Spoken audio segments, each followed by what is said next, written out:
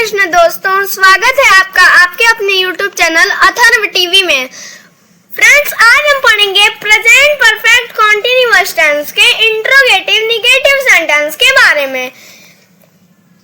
Present perfect continuous tense की पहचान है जिन वाक्यों के अंत में रहा है, रही है, रहे हैं, रहा हूँ, रहे हो आदि शब्द आते हैं और कार्य जारी रहने का समय दिया होता है, प्रेजेंट परफेक्ट कॉन्टिन्यूअस टेंस कहलाता है।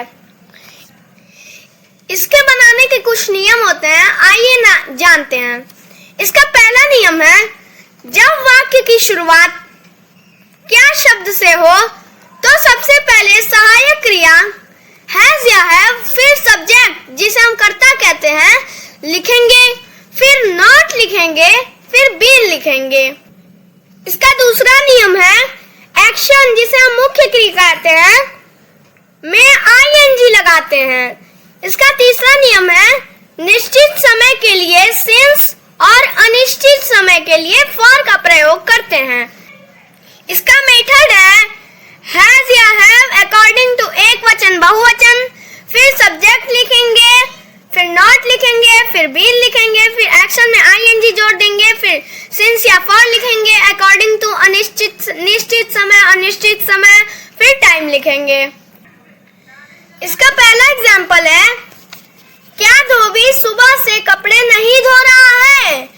इस सेंटेंस में प्रश्नवाचक शब्द पहले आया है और सुबह से निश्चित समय है, इसलिए यहाँ पे सिंस का प्रयोग किया जाएगा।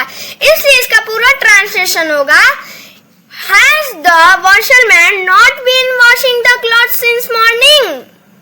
इसका दूसरा एग्जाम्पल है, क्या आप 2 साल से दिल्ली में नहीं रह रहे हैं? इस सेंटेंस में प्रश्नवाचक शब्द वाक्य के पहले आया है और साल से, अब पता नहीं किस साल से, इसलिए यहाँ पे फॉर का प्रयोग किया जाएगा। इसलिए इसका पूरा ट्रांसलेशन होगा, Have you not been living in Delhi for 2 years? इसका तीसरा एग्जाम्पल है, क्या नित्या 10 बजे से अपना कार्य नहीं कर रही है? इस सेंटेंस में प्रश्नवाचक शब्द पहले आया है और नित्या एक वचन है, इसलिए यहाँ पे हैज का प्रयोग किया गया और यहाँ पे 10 बजे से या निश्चित समय है, इसलिए यहाँ पे सिंस का प्रयोग किया जाएगा। इसलिए इसका पूरा ट्रांसलेशन होगा, Has Nitya not been doing her homework since 10 o'clock? इसका चौथा नियम है, जब प्रश्नवाचक शब्द वाक्य के बीच में आए तो सबसे पहले उस प्रश्नवाचक शब्द की अंग्रेजी लिखते हैं। शेष नियम पहले प्रकार की तरह रहेंगे।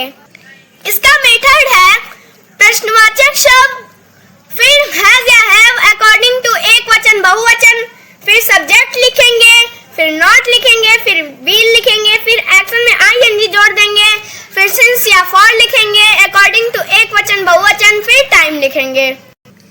इसका पहला एग्जाम्पल है, तुम इस कमरे में 1 घंटे से क्या नहीं कर रहे हो?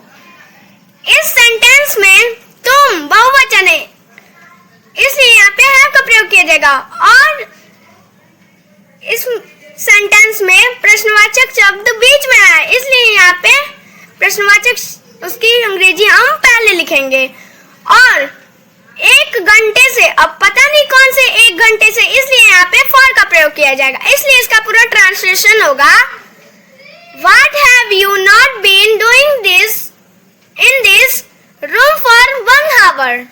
इसका दूसरा नियम है, आप 2 साल से दिल्ली में क्यों नहीं रह रहे हो?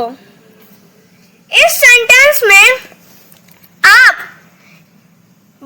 बहुवचन है, इसलिए यहाँ पे हैव का प्रयोग किया जाएगा और यहाँ पे इस सेंटेंस में प्रश्नवाचक शब्द बीच में आया है, इसलिए यहाँ पे प्रश्नवाचक शब्द की अंग्रेजी पहले लिखेंगे और 2 साल से, अब पता नहीं कौन से 2 साल से, इसलिए यहाँ पे फॉर का प्रयोग किया जाएगा। इसलिए इसका पूरा ट्रांसलेशन होगा, Why have you not been living in Delhi for 2 years? तो आज के वीडियो में इतना ही। उम्मीद होगी आपको वीडियो पसंद आई होगी। वीडियो को लाइक एंड सब्सक्राइब करना ना भूलें, जिससे आपको मेरी नेक्स्ट वीडियो मिलती रहे। नेक्स्ट वीडियो में हम पास्ट इंडेफिनिट टेंस के बारे में जानेंगे। धन्यवाद दोस्तों।